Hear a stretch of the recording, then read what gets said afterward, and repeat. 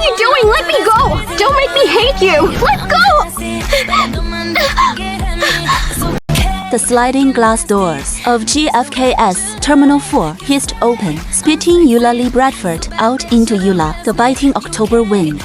She shivered, pulling her trench coat tighter around her frame, her knuckles white against the handle of her silver-rimmed Moa suitcase. It was heavier than she remembered, or maybe she was just weaker. She stopped at the curb, her eyes scanning the line of idling black town cars. In the VIP pickup zone, she looked for the familiar license plate, the sleek silhouette with the Holloway family Maybach. Nothing, just a line of indifferent taxis and a gust of exhaust fumes that tasted like burnt rubber and loneliness. She pulled her phone from her pocket. The screen lit up, the brightness stinging her tired eyes. October 14th. No unread messages, no missed calls, not from Caden, not from the house manager, not even from the automated calendar reminder she used to share with her husband.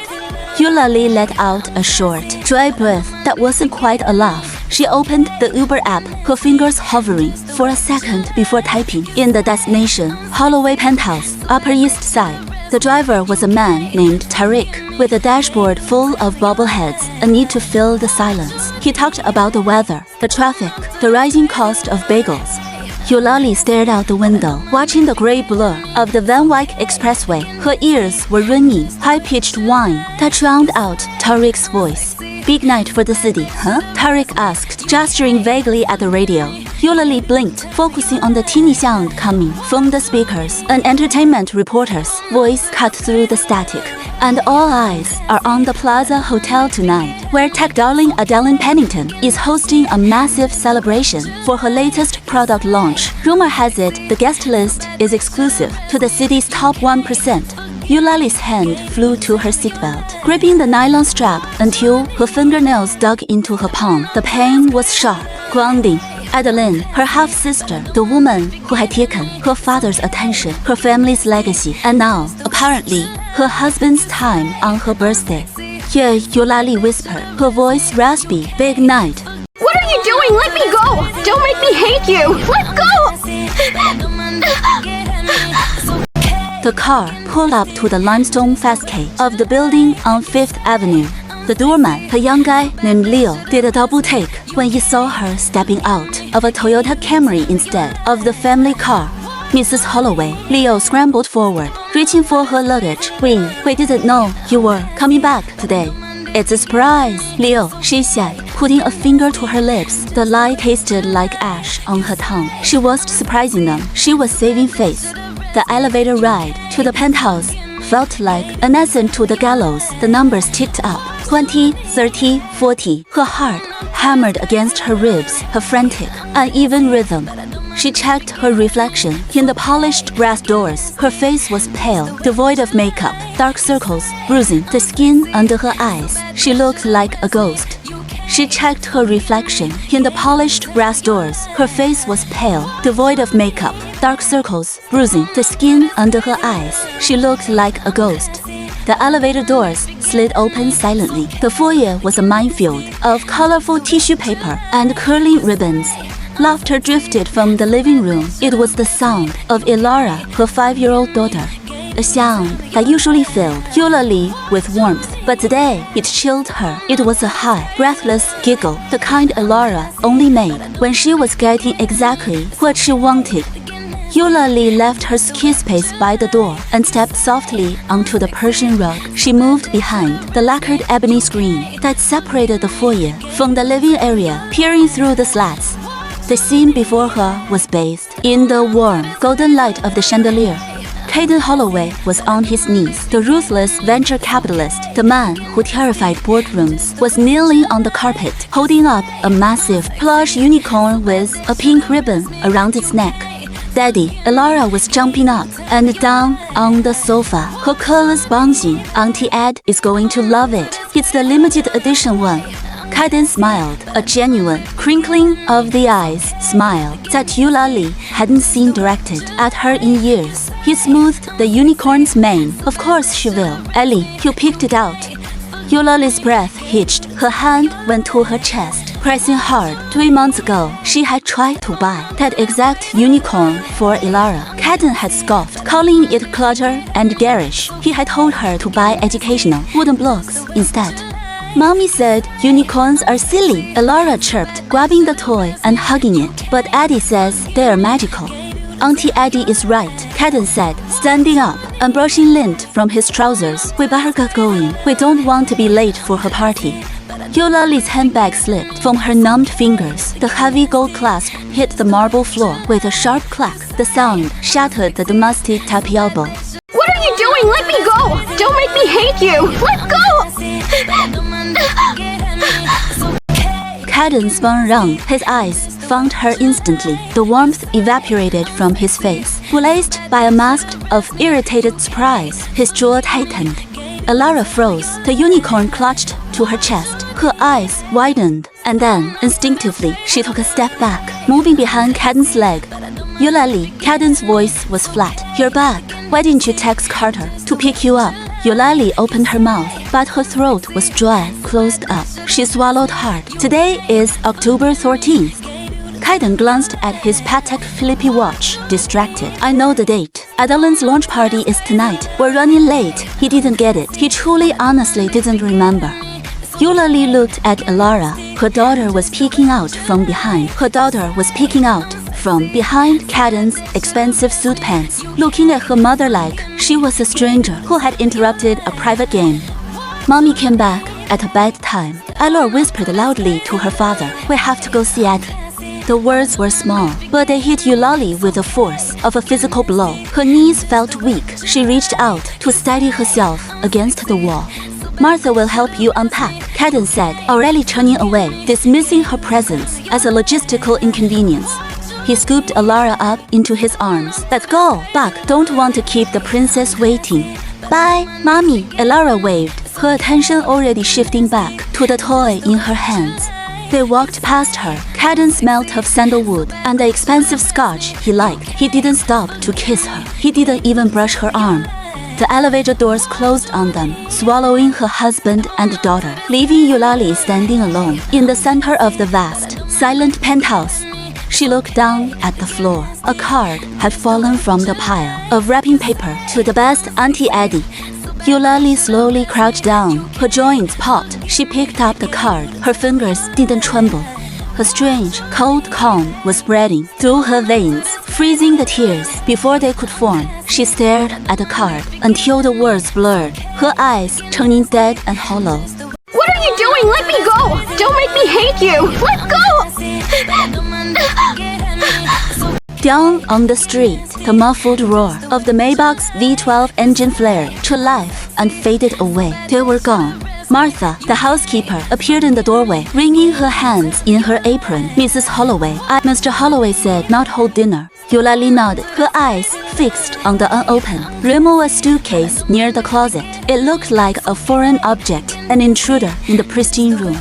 That's fine, Martha, you can go, but go, Eulalie said softly. When the apartment was truly empty, the air felt too thin. Eulalie stood up, gasping. She needed to get out. She couldn't breathe in this mausoleum, her beige silk and indifference. She grabbed her coat and walked out, not waiting for the elevator, taking the service stairs down. All 30 floors, her legs burned, a welcome distraction from the ache in her chest. She walked aimlessly for blocks, the cold wind biting her cheeks. Her feet carried her on autopilot towards the Upper East Side's restaurant row. She found herself standing across the street from Le Jardin, a French bistro with Michelin stars and floor-to-ceiling windows. It was Elara's favorite place for soufflé. Eulalie stepped behind the thick trunk of a London plane tree, pulling her collar up. Through the glass, the restaurant glowed like a warm, golden lantern in the dark night. And there they were, table 4, the best table. Caden was cutting a steak, his movements precise, elegant. Across from him sat Adalynn. She was wearing a dress the color of fresh blood, sequins catching the candlelight. She threw her head back, laughing at something Caden said, her hand reaching across the table to touch his wrist. Elara sat between them, a little queen on her throne. Eulalie watched as Adalynn spooned a massive dollop of chocolate mousse and held it out to Alara. Alara opened her mouth wide, accepting it greedily, chocolate smearing on her chin. Adalynn wiped it off with a napkin, cooing. It was a perfect picture. A mother, a father, a child, except the mother was the wrong woman. What are you doing? Let me go! Don't make me hate you! Let go! Eulalie's phone buzzed in her pocket. A notification Adalynn Pennington just added to her story.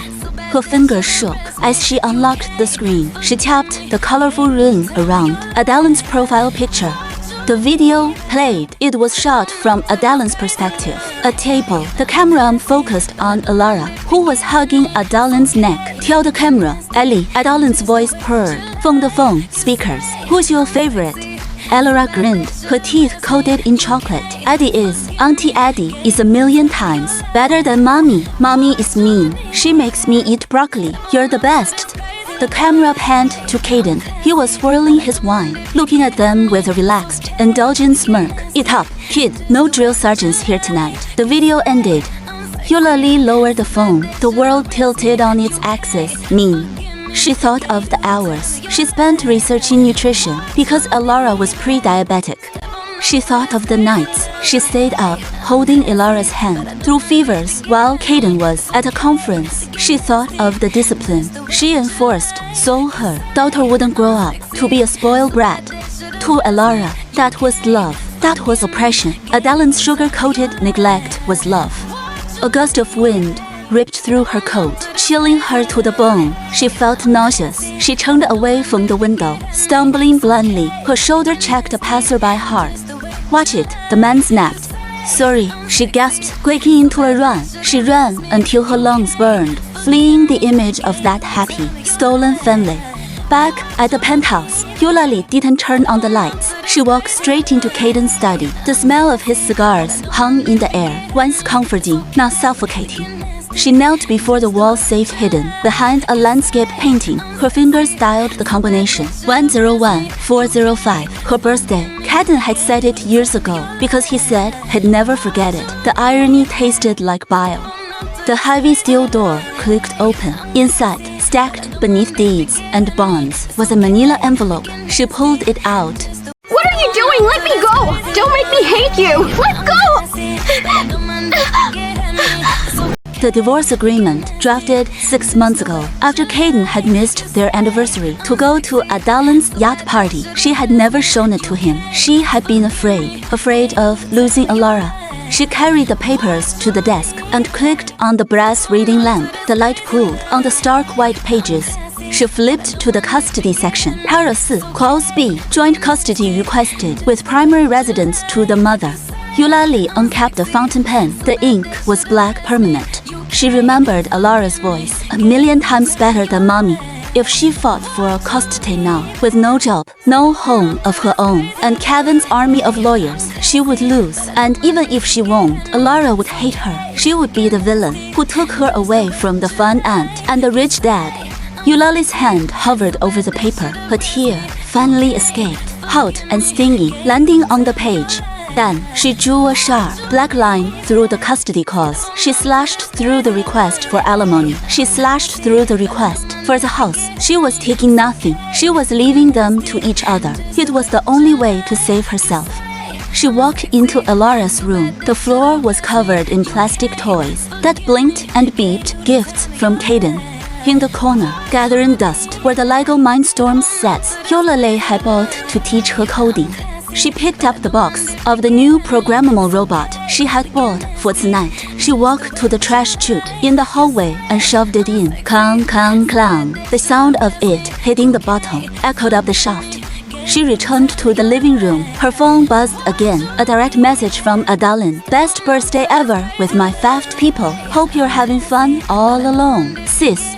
Eulalie stared at the screen. She didn't type a reply. She held the power button down. Slide to power off. The screen went black. Her reflection in the dark glass stared back, eyes dry. The weeping woman from the street was gone. What do you want from me? Are you going to rape me? Let go! Eulalie Bradford, not Holloway. Never again, Holloway. She set the pen down, the metal cool against her feverish skin. Slowly, she reached for her left hand. The 4-carat diamond, solitaire, felt like a shackle. She twisted it. It stuck for a moment over the knuckle, resisting before sliding off. The skin beneath was pale, indented, a ghost of a ring. She held it up to the light, the inscription inside, CME forever, glinted mockingly. She dropped the ring into the thick envelope along with the papers. It made a dull thud as it hit the bottom. She grabbed a black marker and wrote on the front of the envelope in block letters, "To Caden urgent." The front door beeped. 2:15 a.m. Eulalie stiffened. She switched off the lamp, grabbing the envelope. She stepped out of the study just as Caden stumbled into the foyer. He reeked of expensive gin and Adelyn's cloying perfume. His tie was undone, hanging loose around his neck. He blinked blearily at her. Still up, he slurred slightly, leaning against the wall to pull off his shoes. "Don't start with me, Eulalie. I'm exhausted." Eulalie stood 3 meters away. She didn't move to take his coat. She didn't ask if he wanted water. She placed the envelope on the marble console table near the door. "Caden, I have something for you." He waved a hand dismissively, walking past her towards the stairs. "Whatever it is, it can wait. I have a headache." "It's important," she said, her voice steady, cutting through his haze. "It's about our future." Caden paused, 1 foot on the bottom step. He turned, a sneer curling his lip. "Future, as long as you stop moping and act like a wife. Your future is fine. I take care of everything, don't I?" He didn't even look at the table. He thought she was handing him a brochure for the vacation, or a bill for Ilara's tuition. "Good night, Caden," she said. Yeah, he muttered, trudging up the stairs. Eulalie went to the guest room. She didn't sleep. What do you want from me? Are you going to rape me? Let go! At 5 a.m., she was up. She packed 2 suitcases. No designer dresses, no jewelry Caden had bought. Just her jeans, her hoodies, and a small, heavily encrypted hard drive she had kept hidden in the back of her underwear drawer. She checked the drive's biometric lock. It blinked green. This was her lifeline, the only thing in this house that was truly hers. Martha was in the kitchen, starting the coffee. She jumped when Eulalie walked in with luggage. "Mrs. Holloway." Eulalie walked to the foyer and pointed to the envelope on the table. "Martha, when Mr. Holloway wakes up, give this to him. Put it in his hand. Tell him I'm gone." Martha's eyes widened. "Gone? But where? Miss Elora will ask for you." Eulalie's smile was brittle. "She won't. If she does, tell her I want her to be happy." She walked out the door. The latch clicked shut, her final, metallic sound of closure. 2 hours later, Caden woke up with a pounding skull. He groaned, rolling over. The other side of the bed was cold. "Eulalie," he croaked. No answer. "Good. Sulking." He dragged himself downstairs. Martha was dusting the hallway, looking terrified. She saw him and rushed over, grabbing the envelope from the table. "Mr. Holloway, Mrs. Holloway left this. She took her bags." Caden rubbed his temples, squinting at the syllable, "Drama queen." He muttered. He reached for it. His phone blasted a ringtone from the kitchen counter. Adalynn pulled his hand back. "Hang on," he answered the phone. "Addie." "Caden." Adalynn was sobbing theatrically. "The press, they're saying I looked fat in the photos last night. You'll have to kill the story. I can't breathe." Caden's face hardened. "Calm down, I'm on it." He grabbed his coat, ignoring Martha. "I have to go." "But sir," the latter Martha tried to shove it toward him. Caden pushed her hand away. The envelope slipped from her fingers and slid down the side of the foyer sofa, wedging itself between the cushion and the armrest.